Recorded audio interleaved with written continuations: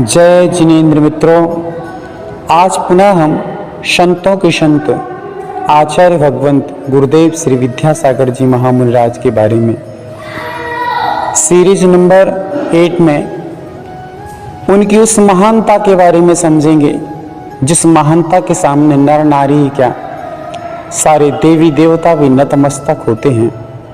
कहा जाता है कि स्वर्ण भट्ट की जिंदगी का बांसुरी बनना पड़ा, पा स्वयं को ही स्वयं से अजनबी बनना पड़ा, और इस सदी के पुण्यशाली जीव भटकन से बचे, इसलिए एक देवता को आदमी बनना पड़ा, इसलिए एक देवता को आदमी बनना पड़ा।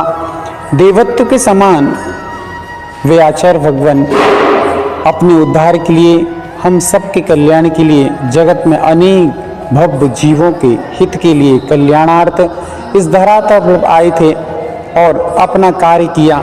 अनेक भटके हुए जीवों को सदराह, दिग्भ्रांत जीवों को दिशा बोध दी और अपने गंतव्य को, अपने लक्ष्य को प्राप्त करने आगे बढ़ गए हैं। ऐसे आचार्य भगवान के बारे में कहा जाता है कि पूज्य आचार्य भगवान जब दीक्षा हुई और दीक्षा के समय में कुछ ही दिन हुए थे, आचार्य ज्ञान सागर जी के साथ में आचार्य भगवान रहते थे। मुनि विद्यासागर जी की अवस्था में उस समय वो थे और एक दिन आहार का समय था।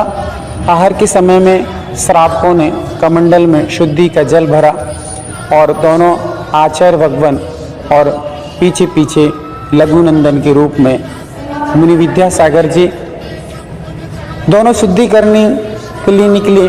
शुद्धि चली रही थी, एकाएक एक श्रावक नैपकिन लेकर आया और उस नैपकिन से मुनि विद्यासागर जी को हाथ पैर पहुँचने के लिए दी। मुनि विद्यासागर जी ने अपने हाथ पैर पहुँचे और दूसरी एक नैपकिन ली हाथ में और ज्ञान सागर जी के पास पहुँचे।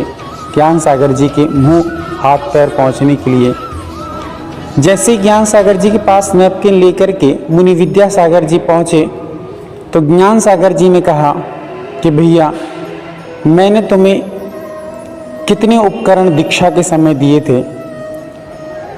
तो आचार्य विद्यासागर जी जो उस समय मुनि के रूप में थे बोले, गुरुजी आपने मुझे इच्छी दी है, कमंडल दी है, शास्त्र दिए हैं, ये 3 उपकरण आपने मुझे दिए थे। तो आचार्य ज्ञान सागर जी ने विद्यासागर जी से पूछा, ये नैपकिन मैंने दी थी क्या आपको? नहीं आचार्य भगवान, आपने ये मुझे नहीं दी थी नैपकिन। तो ज्ञान सागर जी पूछते हैं कि ये कहाँ से आपके पास आई? विद्यासागर जी ने कहा कि एक श्रावक लाया था, मैं आपके हाथ पैर पहुँचने लाया हूँ। तो ज्ञान सागर जी कहते कि नहीं, ये कपड़े छूने का अधिकार आपको जब आपने वस्त्रों का त्याग कर दिया है तो मैंने ये आपको उपकरण दिया नहीं है, आपने ये उपकरण कैसे छू लिया है? किसी के चीज़ को छूना, कपड़े को छूना आपको कैसे शोभा देता है? आप जिस चीज़ को छोड़ चुके हो उस चीज़ को अब छूने का अधिकार आपको नहीं रहा है।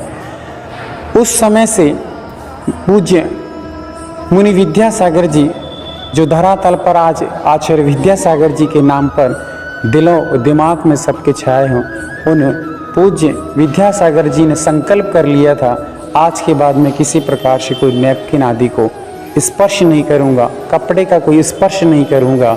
ऐसे महान संत जिन्हें मात्र इशारे की आवश्यकता थी और इशारे के समझ करके उन्होंने अपने जीवन को पूर्णतः गुरु समर्पण करके गुरु के चरणों में समर्पित किया और नियम से बंधते चले गए और आज धरातल पर भगवान के रूप में पूजे जाते हैं। ऐसे आचार्य भगवान विद्यासागर जी महाराज की जीवन धारा, ये एक संत अरहंत के समान वो आचार्य भगवान हमारे लिए थे, हैं और रहेंगे। ऐसे पूज्यवर के चरणों बारंबार नतमस्तक, बारंबार नमोस्तु। जगत समझ सके उनकी महिमा को, इसलिए आपका कर्तव्य बनता है कि ऐसे वीडियो, ऐसे उनके जानकारियों को दूर दूर तक पहुंचाएं ताकि अन्य भटकते लोग शीतलाचार्य को छोड़ें और दिगंबरत्व की महिमा को समझें कि आचार्य विद्यासागर क्या संत थे, कैसे वे अरहंत के समान पूजे जाते थे। जगत समझे, ये कर्तव्य आपका बनता है। तो दूर दूर तक ये सारी बातों को पहुंचाएं, शेयर करें सभी को और खुद भी अपने जीवन में समझें। आगे इन चीज़ों को समझने के लिए जुड़े रहिए। पहला सुख निरोगी काया चैनल